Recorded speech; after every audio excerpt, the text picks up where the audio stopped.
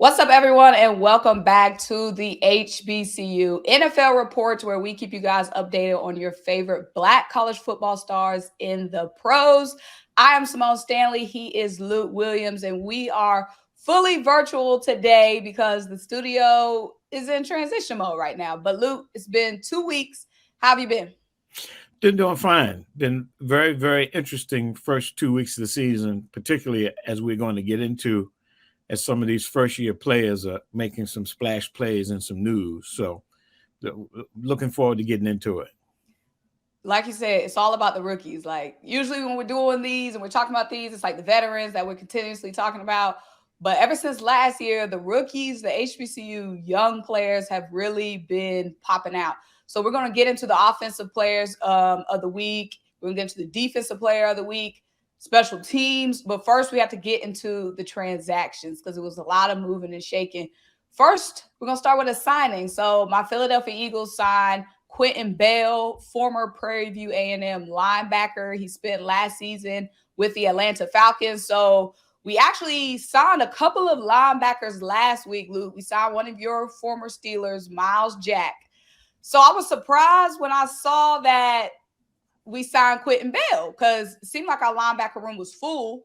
And then the next day it was announced that Miles Jack retired.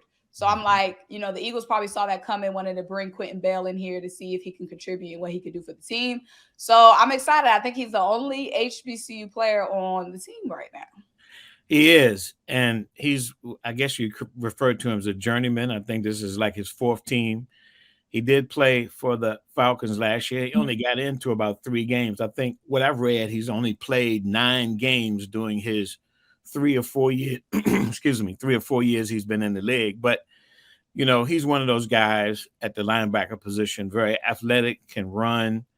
When you're looking for depth at that position, that's what his calling card has been, primarily on the practice squad last year for the Falcons. But, glad to see him to get another shot in the league, kind of like Mac McCain. He's been around for 3 or 4 years, never really caught on anywhere. So glad to see the Eagles will give him another opportunity. Yeah, and it's interesting. You brought up Mac because we talked about him a few weeks ago signing with the Panthers, but I don't think he's gotten into any games. No, neither of the 2 preseason games. I live in Greensboro, where Mac McCain is from. I usually see his parents either at practice or at A&T games. Have not seen them to find out exactly what the story is. But yes, he is on the Panther squad, but did not play in those first 2 preseason games. And the way things are going, we talked about it in our first edition. There are no cut downs this year. There's no cut after every preseason game. They're going to wait until August the 29th before they cut everybody. So I don't know how you stay on the team if you don't do nothing to put anything on tape during that time. Well, we'll have to see. Hopefully he'll get a shot maybe in this last preseason game that the Panthers will play. So continuing along, transactions out for the season. It seems like it's a lot. It's been a lot of injuries, and we're going to get into it later in the show. But Brandon Parker, offensive lineman, former North Carolina A&T guard, is been playing with the Las Vegas Raiders, and he is now out for this season with an injury. So you hate to see that kind of stuff. Second straight season, too, for Brandon Parker. Was the 2-time offensive lineman of the year in the MEAC when he played for North Carolina A&T, and was battling, they say, for a starting position even last year before he was out. I think it was a labrum or a shoulder or something like that last year. Similar injury this year, but they've already declared him out for the season, put him on injury reserve. So, like the A&T guys have had a tough time between Mac McCain, Brandon Parker, Daryl Johnson, who we'll talk about in a minute, as well as Tariq Cohen. I got a call the other day saying, when is he coming back, or is he coming back? And that injury, the knee injury that knocked him out a couple of years ago, still has him out, not on any rosters, and haven't got a report just yet in terms of whether he is calling it a career because it was a very devastating knee injury. So A&T players are having it kind of difficult in terms of staying in the league. And you bring up Daryl Johnson. So we're going to talk about the injured reserve list. Daryl Johnson. So if you get placed on IR, you had to miss at least 4 games once you're placed on IR. So it doesn't necessarily mean they're going to be out for the entire season, but it does mean they're going to miss at least the first 4 games of the season. So Well, Daryl Johnson, like you said, former A&T defensive lineman, now with the San Francisco 49ers, was placed on injured reserve, and also Dylan Baldwin, a former wide receiver for Jackson State and Morgan State, now with the Cleveland Browns, placed on IR. Now, and particularly in Daryl Johnson's case, they put him on injured reserve, but then they waived him and gave him an injury settlement. So he's free to sign. He didn't have the kind of injury that they think is going to knock him out for the whole season. So he's free to sign with anyone else as a free agent. And as I said, the A&T players, the Mac McCains of the world, as well as Daryl Johnson, kind of kicked around in the league, stayed in the league for the last 3 or 4 years, but have not yet been able to find a home permanently. I think Johnson did start with the Buffalo Bills as a 6th-round pick. Now went out to San Francisco. There's an opportunity he may get picked up by someone else looking for some depth at defensive end. So we'll have to keep an eye on that. Let's jump into the players of the week, because it's been a lot of action from our rookies and from our young players. And we're going to start on the offensive side of the ball. So we have 2 offensive players of the week. But I feel like the preseason so far, we've only had 2 preseason games. The preseason award right now, I don't know how anyone can even surpass him with another week to go, is Emmanuel Wilson, former Fort Valley State University running back, now with the Greenbay Packers. He originally signed with the Broncos. They waived him 3 days after training camp started. Didn't even get a chance to show the Broncos what he can do, but the Packers got a good one. Let me read off some of his stats. So this is just with 2 preseason games under his belt. 174 rushing yards, most in the NFL. 8.3 yards per attempt, most in the NFL. 2 rushing touchdowns, which is tied for most in the NFL. 7 missed tackles forced, number 1 in the NFL. 6 rushing first downs, number 1 in the NFL.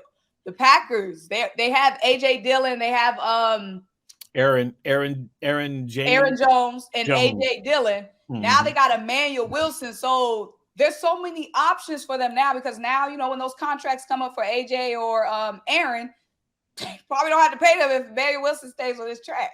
Well, the big question for me is, how do you ignore a guy in the preseason who's done what you said? He's got an 80-yard touchdown run where he just ran away from defensive backs, an 11-yard touchdown run. Like you said, he's averaging 8 yards per carry. How do you ignore it? And if you've been reading anything about the Packers, the coach has basically been saying there's another guy he's supposedly competing with. And the coach is trying to figure out, Matt LaFleur is trying to figure out, how do I keep Emmanuel Wilson off that 53-man roster? He is definitely balling out. He is, like you said, he's been the player of the preseason across the board. Right. And they've given him more opportunities. His first week, he ran for 111 yards and 6 carries. Okay, you talk about 8 yards a carry. How about that? That's almost 20 yards, 18 yards a carry. Then he came back this week and put up 67. I think it was 67. Let me check to make sure. He put up 63 yards and 15 carries. Had a long run of 14 yards as well, caught 2 passes out of the backfield. And if you read what Matt LaFleur is saying, yeah, he's got to work on his pass pro. He's got to work on. Yeah, that's what my point is. If you're averaging 8 yards a carry, then give him the ball or get him out the backfield, let him catch a pass. Don't be asking him to do pass pro. But we know this is real, that you can be as good as you like in the NFL, as good as you are as a running back, but you have to be able to pick up those blitzing linebackers, keep them off of the quarterback. So I'm just saying, after this week, that's what Matt LaFleur said. Well, he needs some work in pass pro. Okay, dude, yeah, but, he's run for 174 yards in 2 games. How are you going to discount that? So I'd agree with you 100%. He's definitely been the star, not just the rookie star, not just the HBCU star, but the stats that you mentioned, he's leading all running backs across the board in all of those categories. And certainly I think he's earned a shot and earned a spot, I should say, on their 53-man roster. I think it's unquestioned he's going to make the practice squad, but I think he's earned a spot on that 53-man roster. And we'll see what he's going to do for an encore coming up in game 3 this week. Yeah, that's the only thing I feel like is tough for him, because they already have like 2 star running backs. The Packers do. And then they probably already have their third running back that, we probably don't know his name unless you're a Packers fan.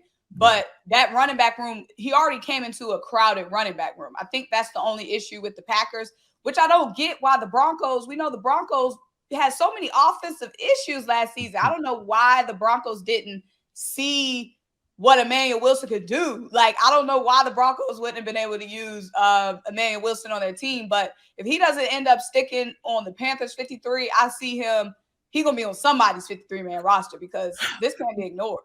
Well, if you look at his record from the time he was a freshman, he was at Johnson C. Smith. He led the CIAA in rushing over 1,000 yards. He went to Fort Valley State. He transferred to Fort Valley State, ran for 900 yards during the COVID season, and then was the leading rusher in the SIAC, number 2 rusher in all of black college football last year. He's a big guy, 220 plus pounds. He runs with authority. Like you said, he's leading all of the NFL in breaking tackles or having missed tackles. He's proven himself. And, this is the whole HBCU story that we're dealing with right now. After all the success that the James Houstons and Durant had last year, with all the success that the draftees had last year, all of these guys are free agents that are making it. We're going to talk about some more free agents that are making their presence felt on the teams that they're on. So at some point, these pro scouts and GMs and personnel managers are going to realize that they shouldn't just sign these guys as free agents. They should draft them and bring them in. We talk, we might get in today what Marquise Bell is doing, what Isaiah Land is doing. So we're going to talk about all of that. Just in terms of understanding how the HBCU players are playing once they're given an opportunity. Yeah, we're gonna have to keep our eye on Emmanuel because, like I said, if he keeps this up, it just can't be denied. I'm just surprised somebody like this wasn't drafted. Like when you see, and he was doing this on the college level, yes, he instantly doing it on this level. So I just don't see how like somebody like this wasn't scouted more. Exactly. Yeah. So staying on the offensive side, we have Shaq Davis, former South Carolina State University wide receiver, now with the New Orleans Saints. Shaq Davis had 3 receptions on 5 targets for 63 yards, which makes 21 yards per catch. I didn't see much from Shaq in his first preseason game, but it's good to see that he's getting going, getting his rhythm in game 2. And these were combat catches. He had a 42-yarder. Which was like 30 seconds before halftime. They got them in the field position to allow the Saints to kick a field goal in their 22-17 win over the LA Chargers. That game was actually Sunday. But 3 receptions. He had another combat catch on an 18-yard catch. You said combat? You mean like contested? Yeah, exactly. A contested. Okay. They call them combat catches. He had another catch like that. If you see the film, I tried to go dig up the video to see it. He caught it over 3 guys. He was surrounded by 3 guys. And, one of the things that Shaq has, he's listed at 6'3", 6'4". But again, a very productive HBCU player. Everybody remembers that touchdown and the dance he did against Jackson State a couple of years ago in the Celebration Bowl. So he comes with a lot of swag. I had people even early in his career say that if he had greater work ethic, he could be the best receiver in all of college football. And I think his last 2 years, he kind of proved that. He had all MEAC years in the last 2 years with South Carolina State and getting an opportunity. Again, I think he's going to be the guy, if he keeps this up, it's going to be a guy that they're going to be very hard pressed to keep off the roster down with the Saints. Before we move to the defensive performers, one guy I feel like we talked about not seeing anything from Mac. I haven't seen anything from Jadakiss Bonds. I don't think he's gotten to a game. No, he actually, I have him on the list. You go to the NFL list, they can list who played in the game. So he's played in both games, but he hadn't had a target yet. And when you start talking about talented HBCU wide receivers, Xavier Smith out of Florida A&M was certainly one of the top ones, Shaq Davis. And then I would say that he was probably third, Jadakiss Bonds out of Hampton, also tall, very athletic, but he hadn't had a chance yet. And, Green Bay, as far as I'm watching, they've kind of struggled throwing the ball, but I don't know how many opportunities he's gotten. Based on the stats I've seen, he hasn't even been targeted yet. So it's a big question as to, whether he'll be able to make the kind of impression to stay around. Right. We only have one more preseason game left, but let's move over to the defensive side of the ball. We're getting some action from Isaiah Land this week, former Florida A&M linebacker, now with the Dallas Cowboys. They played Seattle this weekend. Land had 3 tackles, 2 solo, and a sack for a 5 yards. 5 yards was lost on the sack and a forced fumble. So he was showing that, he can disrupt the game in multiple ways, which we saw him do in the SWAC. Yeah, playing as a rush in, which is where he made his money, so to speak, Florida A&M, former Buck Buchanan Award winner as the best defender in all of FCS football during his junior year when he had like 21 sacks. So he's showing that, if I saw the film, again, I was able to pull up the video with him. He got around the end. He forced the fumble. The quarterback eventually fell on it. But when he reached to grab the quarterback for Seattle, he dropped the ball, and then Land was able to get on him.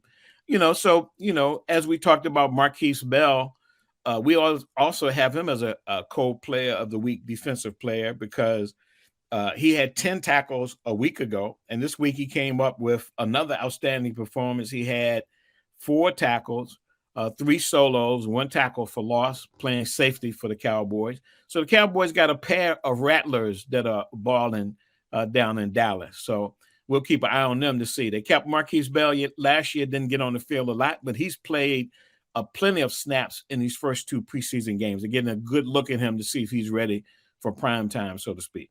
Mm-hmm. Prime time against the Birds. Yeah. We'll see about that. Mm-hmm.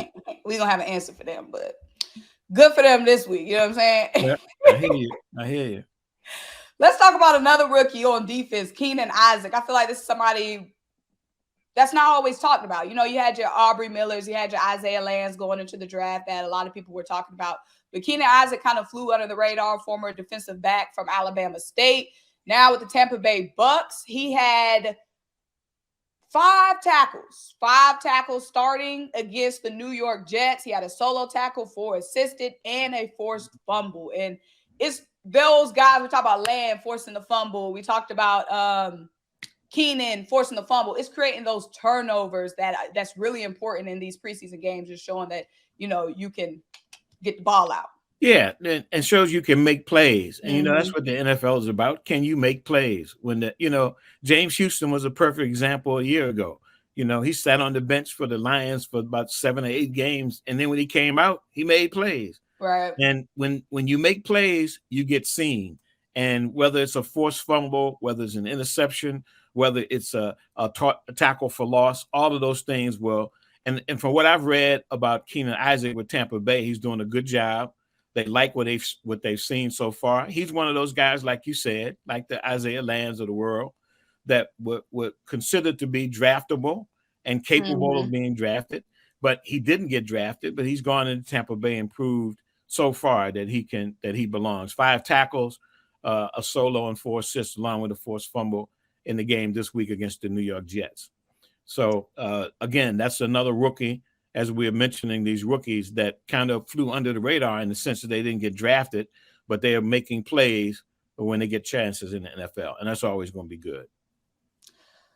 Now when we get to our larger storylines from the week, it was a big scare. Like when I saw this come up, I was like shook. So Patriots versus Packers, that game actually had to be canceled because another rookie, Isaiah Bolden, the only player drafted out of HBCU in the 2023 NFL draft, defensive back, special teams player from Jackson State University, now with the New England Patriots. He had a crazy hit. He was unconscious on the field for a minute, so kind of similar to the DeMar Hamlin situation that happened last year in the Bengals game against the Bills. They ended up canceling the game. He had to get rushed to the hospital. Thank God he's fine now. He was on NFL Total Access. He was on Twitter. He was released from the hospital the next morning. But those type of injuries really, really leave like a lasting, like bad taste in your mouth. Yeah, friendly fire got him too. It wasn't a tackle that he made on an opposing player in the game against the Packers. It was his own player that actually ran into him. They're saying that it's primarily diagnosed as a concussion. He actually was released from the hospital, returned with the team back to New England. But yeah, very scary situation as the game had to be halted. It was in the fourth quarter when it happened. Um, let's see who was leading. They were up. New England was up 21-17 over Green Bay. And they consulted with both coaches, with the trainers, and they just made the decision, like with the Mar Hamlin situation. When a guy gets hurt like that, he's strapped to the stretcher, they immobilize him and they have to cart him off. It's very difficult to go back to hitting after you've seen Right. something like that. Like you said, it's very scary, potentially very tragic. But thankfully, Isaiah Bolden did return with the team, was released from the hospital late that evening. They said at the time, not long after he was hit, they said that he had movement in all of his extremities, but just trying to be careful to make sure that it doesn't become a situation like we saw last year with Hamlin from the Buffalo Bills. So we'll keep an eye on Bolden. I wouldn't be surprised if they hold him out after a concussion, but being the fact that he's drafted and Bill Belichick very, very rarely misses on a draft pick, they'll probably keep him. He'll probably be on the roster and probably see how he works himself back into being able to play. Yeah, and And he had already made some plays at training camp, in his first preseason game as well. So he already has some preseason action, which is good for him. It's not like he's, like we talk about Matt McCain not getting any reps yet with the Panthers. Jadakiss Bonds not being able to show anything. So he's already shown some stuff with the Patriots. So I'll be surprised if he plays next week. it was one other, not on the rookie level, but there was one other player out of the Washington Commanders, and that's Donnie Johnson. He's in his sixth season out of Southern. Played last year, actually got time on the field last year, had been primarily a special teams player, but he actually was hurt in practice, in a joint practice with the Baltimore Ravens. Mark Andrews, the tight end for the Ravens, slammed him to the ground. There's actually a pass thrown to Mark Andrews that was broken up, but was like a live ball where it may have been a fumble. So Donnie Johnson picked it up, and Mark Andrews did one of those suplex body slams from Oh my WWE. goodness. Yeah, and hurt his shoulder. And head coach Ron Rivera came out and said he thought it was a very dirty play.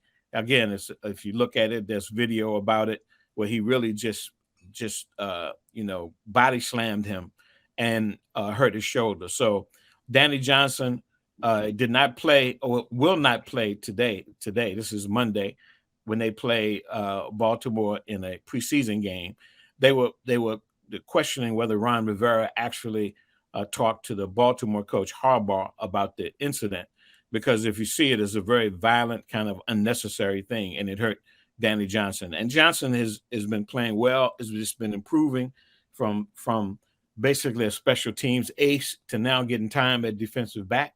So again, that's the one we'll keep our eye on to see how Donnie Johnson progresses as we head toward the season. Let me mention one other non-rookie, because we're focused on how well these rookies are doing. But James Houston got his first action this week.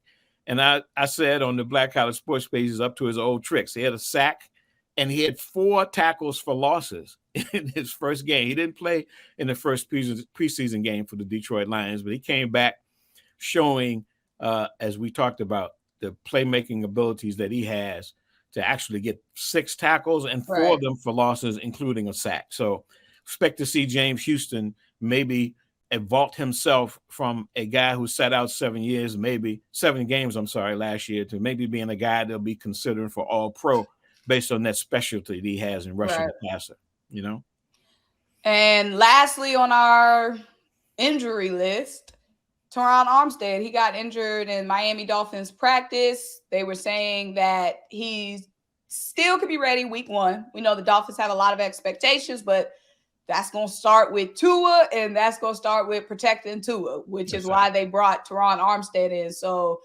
that's definitely something the Dolphins fans are going to be monitoring. That's definitely something that we're going to continue to monitor here, because we know how important that offense of the line is with the Dolphins because we know Tua is so injury prone. So we know that, it all starts up front. And they brought Teron Armstead in on that 2-year deal, gave him a hefty bag. So they have a lot invested in him. Yeah, and similarly with Titus Howard, former first-round pick of the Houston Texans, he actually was hurt in I think the first preseason game. May have been in practice. He broke his hand in several places. He is as critical to pass protection as well as opening running routes for the Houston Texans as Teron Armstead is for the Dolphins. So both of those guys are, I guess you would call them right now, the premier offensive linemen from the HBCU ranks in the NFL. And both of them are out right now. We'll have to see whether they get back for that first preseason game, which is still a good 20 days away. Well, that is the second preseason edition of the HBCU NFL report. Make sure you guys go ahead. One I think we missed on the special teams guy. We forgot the special teams. You're right. Yeah, you're right. Another rookie. Again, a guy that we had projected probably the top wide receiver in Black college football last year out of Florida A&M. Xavier Smith is now playing for the LA Rams. He's out there with Jacoby Bryant. And he had they used him both last week. They used him just as a kick returner. This week he got a carry end around as a wide receiver. He had one reception for 25 yards and he returned 3 kickoffs. So he's showing. I don't think he did a lot of kickoff returning for the Rattlers of Florida A&M because he was so valuable as a wide receiver.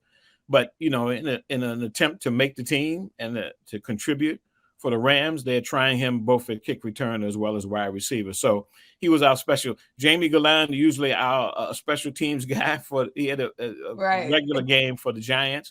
But I thought Xavier Smith kind of showed his versatility, which is going to be probably key to him making the Rams roster. Yeah, so Jamie Galan will get some run for his money on the weekly special teams player of the week. We have to see. Maybe so. But y'all, make sure you turn your notification bells on, like this video, make sure you comment and subscribe because it's one preseason game left. We're close to the 53-man roster. We're close to week 1. It's going to be a lot of cuts, a lot of news, a lot of updates. So make sure you guys are here on the HBCU NFL report on HBCU Game Day.